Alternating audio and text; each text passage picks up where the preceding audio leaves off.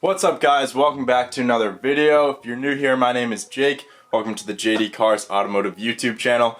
Please be sure to go check us out at jd-cars.com. Follow us on Instagram at jd.cars, and please be sure to subscribe for more content. So many of you guys know it has long been my dream to wrap the BMW F30 here. I was actually supposed to wrap the car last spring, but things fell through with the person or business, I suppose, I was supposed to wrap the car with. We're now in full quarantine, of course, and I've got plenty of time on my hands, so I figured, what the hell, let's give it a shot. Let's try to wrap the F30 at home in the garage here. So today we aren't really getting started with actually wrapping the car, not in this episode at least, but today we're gonna be prepping the car. I just washed the entire thing yesterday, very thoroughly. I used some of Shine Armor's high-performing foam cannon power soap and did an excellent job. I really like that stuff. Gave the car a very thorough washing, and today we're going to be using a Meguiar's clay bar kit to clay bar the entire car to get as much of the contaminants out of the paint as possible, because prepping your car is very important to the success and longevity of your wrap. This is by no means a tutorial on how to clay bar your car. This is going to be my first time clay barring. I'm not a detailing expert, but just going to be documenting the whole process of wrapping my car in quarantine. So let's get into it. Now, before we jump into clay barring the car, I do want to get this up on the lift. I want to pull off the front wheels, and I want to address removing this little front fender trim here, because this is not only going to interfere with clay barring and easily sanitizing the area, it's also going to interfere with wrapping, of course. So I am going to need to figure this out. It's just a couple clips on the inside and back side of this trim right here. It's just a question of accessing it. It shouldn't be too difficult on the driver's side here, but over on the passenger side it's going to be a lot more difficult, because the windshield washer fluid reservoir sits inside of the fender over on the passenger side. So yeah, this is going to be a little bit of a challenge.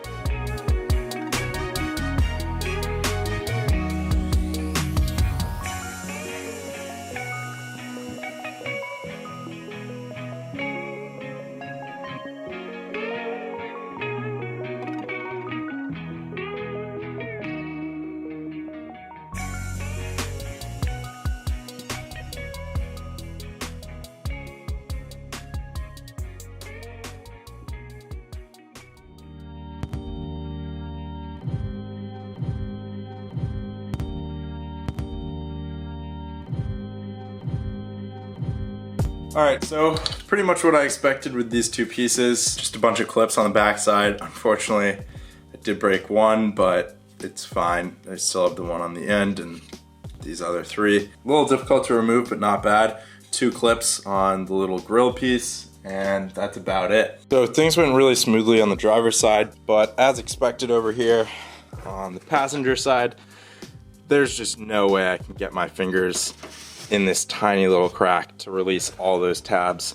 And I really don't want to risk breaking any of them, jabbing a screwdriver in there. So I think, you know, despite my original plan to leave the fenders on the car for the wrapping, I'm just gonna have to pull them off and get rid of this trim later on when it's time to wrap the car, and I'll have to make sure to really thoroughly clean this area before wrapping.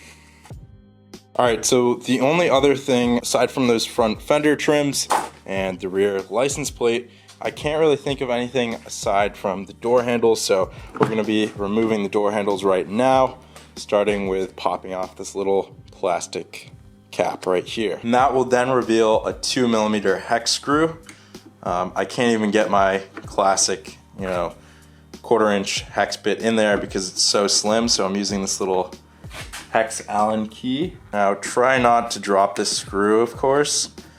Worst case, if you do, it's gonna go to the bottom of the door, which isn't the end of the world, but you ideally want to extract it through this hole. Okay, removing that screw allows you to pop off the little back section of the door handle, and our little screw is still in there. It's actually pretty snug, so I'm not going to worry about removing it. And at this point we can now remove the door handle. That's not what you want. That's going to make my reassembly a little bit more difficult, but That's unfortunate, kind of just popped out, but what you're gonna wanna do is pull the door handle all the way out and then slide it back at the same time. So it's one simultaneous movement. That's gonna lock the clip in place that pulls your door handle back in, and it'll make your reassembly a lot easier. I'm just gonna have to fiddle with it when it's time to put the car back together, but that's not really the end of the world. Now, before I remove any more door handles, I'm gonna turn the ignition power on and roll down all the windows, because it's a lot easier to do that now opposed to later, because once we take off all the door handles, we're not gonna have a way in. So roll down your windows if you don't wanna get trapped out of your car. All right, so I've got all the door handles out, and in addition to the license plate, I keep thinking of more and more things, but took out the license plate lights along with the trunk release handle and camera. I'm just gonna disconnect everything and toss it in the trunk for good safekeeping. But to release these, very simple. The license plate lights, just use a plastic pry tool and pry towards the passenger side. For both of them, they'll pop right out. The trunk release handle is a little bit more difficult, but I'm showing you here where the clips are. Just insert a plastic pry tool, release this clip, hold it down with your finger, release the one on the end, and it should be smooth sailing from there. All right, with that removed, we have no way of actuating our electrically actuated trunk. So as Brian from Keys Motorsports always says, tie yourself a microfiber around the latch here to make sure that this cannot close and lock you out of the trunk. Although I did just remember, we do have the trunk release button on the key fob. I wonder if that still works. Oh, it does. All right, I guess that doesn't need to be connected. Let's go ahead and verify that really quickly here. Taking a little bit of a gamble, but this will make it a lot easier to clay bar the car if we can close the trunk. So here we go. Yep, all right. Whew, that's a relief. So we can in fact close the trunk as long as our battery is still connected and our key fob trunk release does work. All right, I know I said we didn't have that many things, but I keep thinking of more and more. So while we have the trunk and the front bumper secured to the car, making it easy to work on, we're gonna heat up the front and rear emblems, pop them off. I'm also gonna remove my rear taillights while we're here, just to make getting in there and cleaning a lot easier.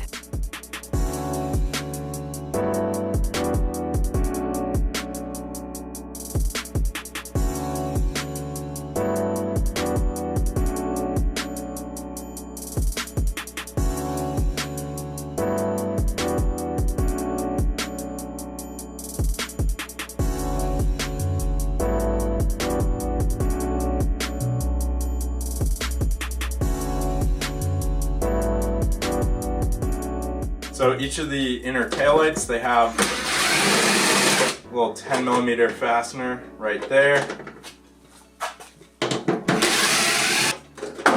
Bracket, it's literally just this one bracket with a 10mm on it.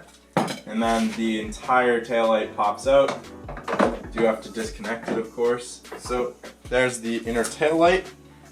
Now we'll jump out to the outside one. So outer taillight, just gonna use a little flathead to remove this screw / rivet right here. And once again, we have some 10mm nuts right here. And that's it. It's pretty funny how little holds on the rear taillights. But then again, they don't really have that much wind resistance. The one thing I'll note, on the outside of the light right here, there's a little ball joint, if you will, that notches into place. So all you have to do is firmly pull straight back, just like so, and it'll come right out of place. You can see that little ball joint right there. Unplug the taillight, and we're all set to go. All right, so I've got the car stripped down to a point that I'm pretty happy with right here. So let's jump into the Meguiar's clay kit box and see what we get. All right, so we get a really nice microfiber towel here. Get that clean up there. Get some Meguiar's quick detailer. Haven't used this stuff, but I've heard good things. And then we have 3 clay bars. I'm not sure how many grams each of these are. Probably like 150 grams or something. Pretty pliable stuff, but yeah, let's get to work.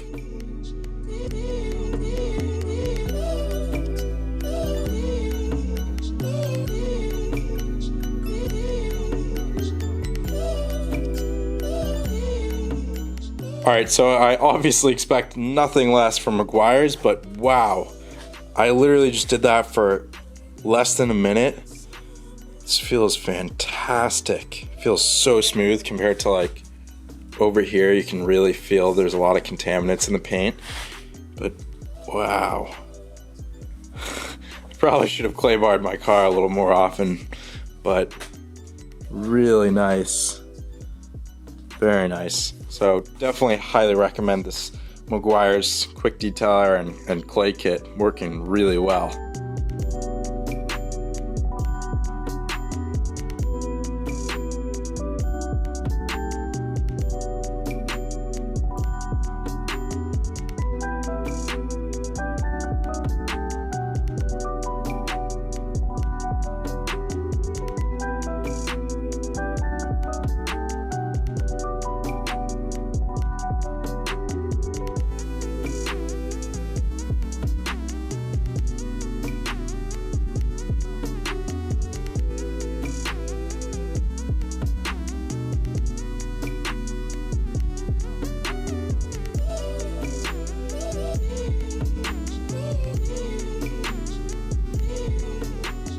Alright, so this clay barring it's going along pretty well. You know, I'm taking my time, it's my first time. So I've been pretty cautious, you know, kneading over the clay very often and applying a lot of quick detailer just to be safe. But yeah, I'm really impressed. As you can see, can't hear anything. This clay has been doing a really good job of just acting like a magnet and pulling everything out of the paint.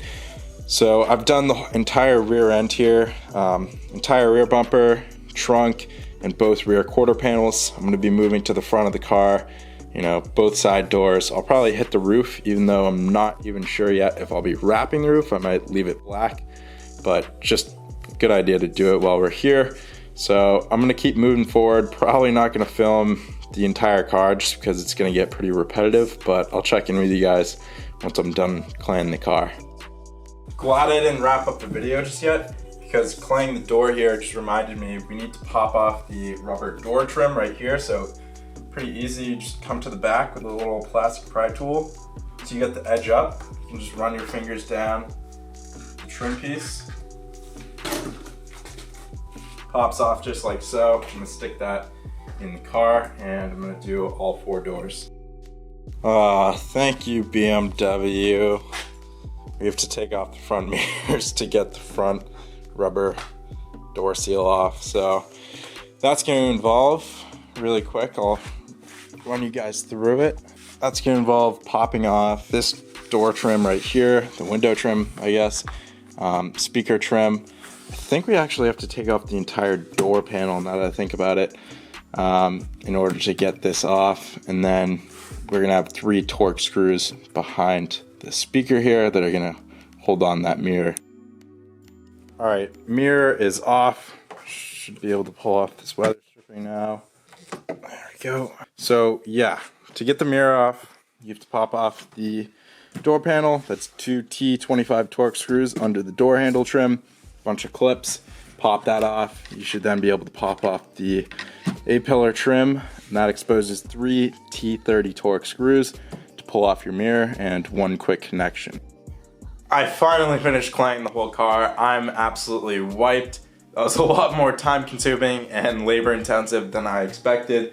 I mean, obviously doing a full paint correction is a much more labor intensive job, but this is my first time claying and whew, definitely got a workout, but I feel really good about the paint.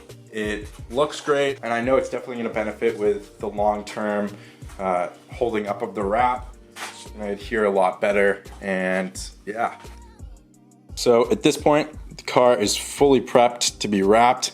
I'm probably gonna break this video off here and start off another video.